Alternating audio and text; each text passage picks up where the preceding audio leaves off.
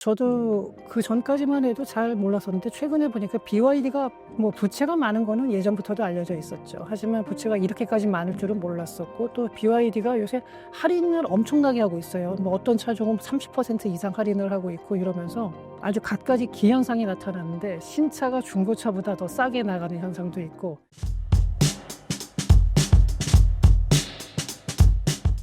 네, 안녕하세요. 저는 산업연구원의 조현승이라고 합니다.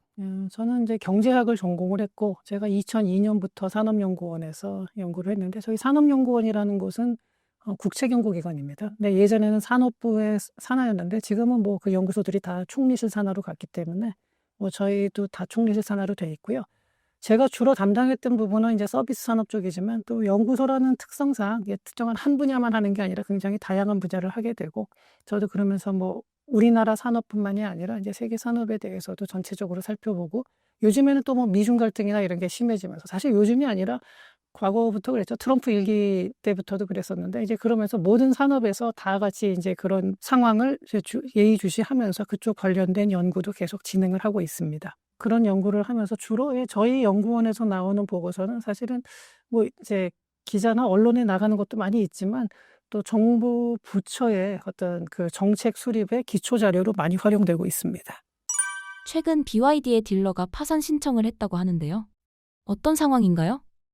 이제 저도 그전까지만 해도 잘 몰랐었는데 최근에 보니까 BYD가 뭐 부채가 많은 거는 예전부터도 알려져 있었죠. 하지만 부채가 이렇게까지 많을 줄은 몰랐었고, 또 BYD가 요새 할인을 엄청나게 하고 있어요. 뭐 어떤 차종은 30% 이상 할인을 하고 있고 이러면서 아주 갖가지 기현상이 나타나는데, 신차가 중고차보다 더 싸게 나가는 현상도 있고, 신차인데 그러니까 0km 마일리지를 가진 중고차가 나가고 있어요. 이게 뭐냐면은 신차로다가 판매된 걸로 계산을 한 다음에 그쪽에서 다시 이걸 중고차로 빼는 거죠.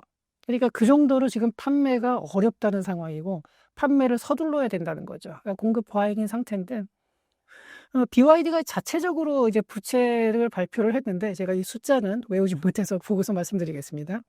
BYD가 자체적으로 발표한 부채는 277억 위안, 그러니까 이게 한화로 하면 5조 2,503억 원인데 굉장히 많은 거죠. 근데 이게 사실은 실제로도 숨겨진 부채가 많다는 겁니다. 아직 미수금도 굉장히 많고 뭐 여러 가지가 있어가지고, 홍콩 조사업체가 있는데 여기 GMT라는 데인데, 여기서는 실제 부채가 아까 277억이 아니라 3,230억 위안, 그러니까 이게 10배가 넘는 거죠. 그래서 우리나라 돈으로 하면은 60조 원을 넘는다고 합니다. 이 정도면은 사실 일반적인 나라에서는 진작에 파산을 했어야 되는데, 이제 중국에서는 아무래도 BYD라는 그 기업이 워낙에 이제 그 국가 차원에서 중요한 기업이고 하니까 또 많이 지원을 받고 있고, 또 장기적인 기대 심리 때문에 투자금이 많이 있으니까 아직은 버티고 있는데, 그럼에도 불구하고 지금 굉장히 어려운 상황인 건 맞습니다. 그래서 뭐 부품업체에다가 어음 계속 돌리고 있고, 또 어음 돌려막기를 한다. 그 어음에 지금 쌓여 있는 규모가 수십조 원이라고 하고 있거든요. 그러니까 지금 그래서 무리해서 이렇게 막 차종을 갖다가 할인을 행사를 하면서 밀어내고 있는 거죠. 그리고 실제로 그래서 파산하는 그 딜러들이 굉장히 많아요. 한두 개가 아닙니다.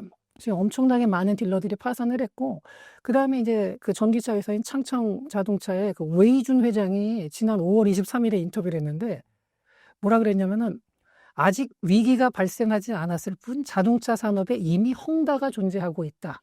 이렇게. 그러니까 그러니까 BYD를 제2의 헝다라고까지 이렇게 강하게 얘기를 했었죠.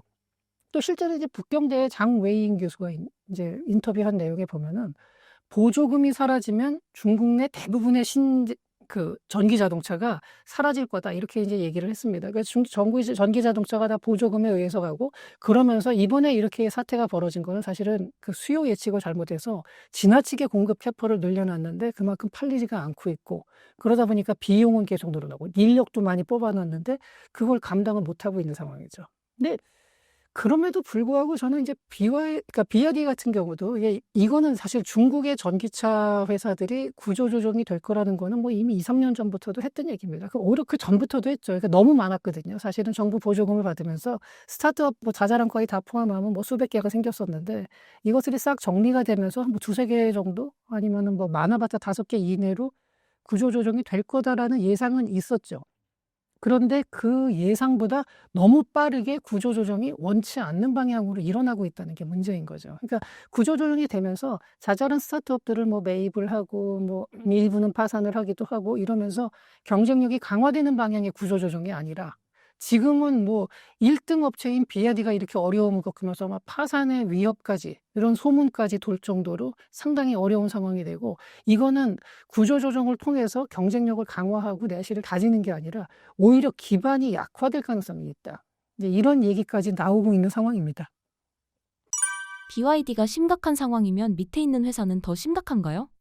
그렇죠. 지금 비아디 외에 대부분의 회사들이 다 적자를 겪고 있고 아주 흑자가 나봤자 아주 그 소액의 흑자가 나는 데가 한두 군데 있을 뿐이고 적자가 큽니다. 근데 비아디가 더 큰 문제가 되는 거는 이 규모가 엄청나게 크다 보니까 워낙 크다 보니까 다른 데보다도 이 부채 규모가 훨씬 큰 거죠. 뭐 근데 지리자동차도 뭐 부채가 많이 있지만 비아디에 비해서는 그 부채가 적은 편입니다. 그러니까 이렇다 보니까 그리고 또 워낙 큰 데인데도 불구하고 무리한 확장을 통해서 상당히 지금 어려움을 겪고 있다. 그리고 중국 자동차 지금이 뭐 전기 자동차가 전 세계 중국뿐만 아니라 전 세계적으로 캐즘 구간에 들어가 있다라는 거는 뭐 누구나 다 아는 얘기인데 그거를 그런 상황에서 무리한 시설 확장이라는 게 좀 큰 타격이 됐다라고 볼 수 있습니다.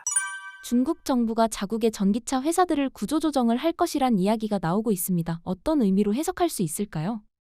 중국 정부가 구조조정을 할 거라는 얘기도 돌았었지만 이미 중국 정부하고 관계없이 업계에서 비자발적인 구조조정이 이미 시작되고 있다라는 평이 주류입니다. 그러니까 이게 사실 우리나라 이제 자동차 업계도 뿐만이 아니라 전 세계가 다 전기 자동차 업계가 다 지금 어려움을 겪고 있고 이게 반드시 중국만의 문제는 아닌데 중국이 가장 세게 겪는 거죠, 지금.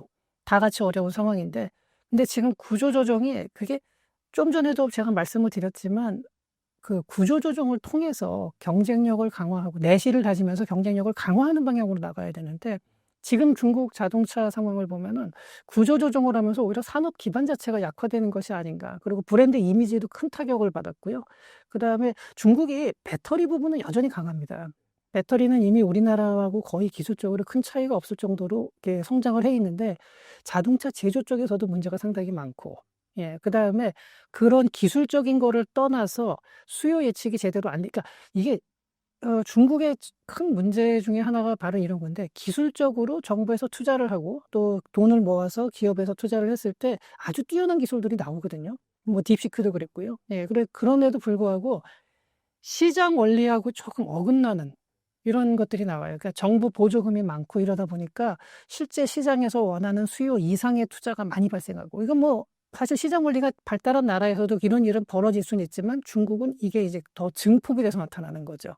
그러다 보니까 자원이 효율적으로 배분이 안 되고 약간 비정상적으로 불균형적이에요. 그러니까 어떤 부분은 너무나 뛰어난데 또 어떤 부분은 그걸 전혀 받쳐주지 못하는 이런 현상들이 중국 전체 산업 전체에서 이게 많이 일어나고 있거든요.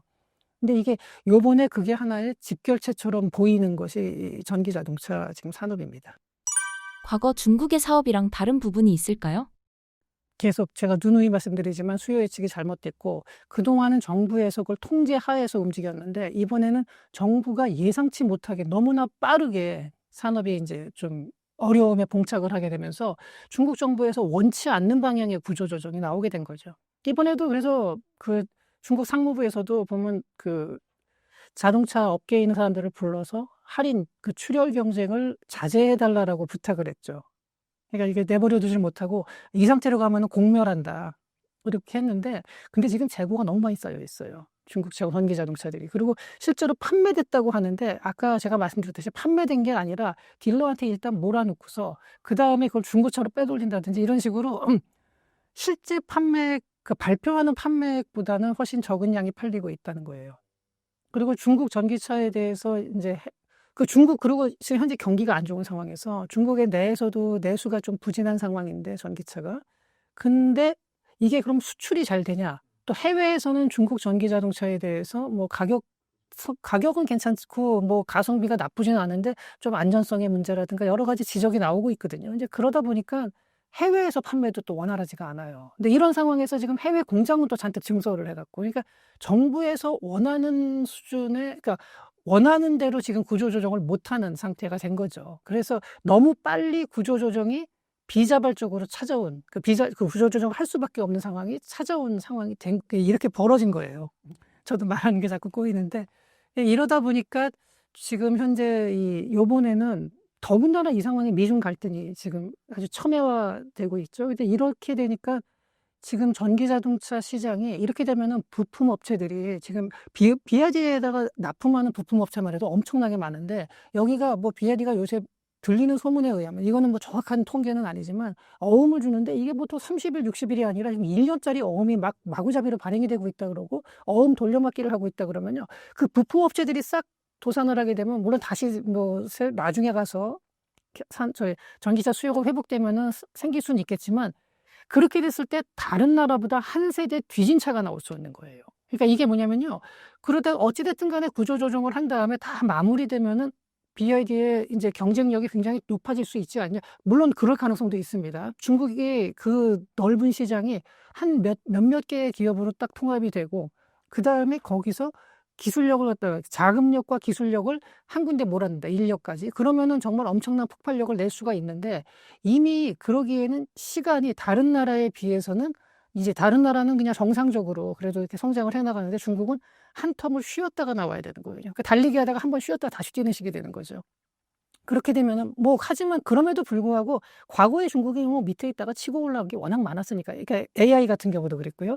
로봇 산업도 마찬가지고. 그러니까 뭐 그래도 중국의 잠재력은 무섭다라고 말하는 사람들이 있습니다. 저도 그건 제가 생각하기에도 그래요. 나중에 정말로 구조조정이 다 끝나고 그런 다음에 몇몇 경쟁력 없는 있는 기업들이 살아남아서 정부의 보조금을 또 많이 받으면서 그렇게 발전을 한다 그러면은 그 이후에는 중국의 상황은 경계를 해야 되는 거고 우리나라 자동차 산업도 중국이 나중에 치고 올라갈 걸 대비를 해야 되는 거는 분명합니다. 근데 하지만 지금 상황으로 봐서는 정말 중국이 원치 않는 방향이고 이미 기술에서 한번 밀릴 가능성이 상당히 있는 그런 좀 안 좋은 상황에 부딪히게 된 겁니다. 통제권을 벗어나서 중국이 원치 않는 방향으로 가고 있는 건가요? 그러니까 상황이 너무나 안 좋은 상황들이 겹친 거죠. 여러 가지가.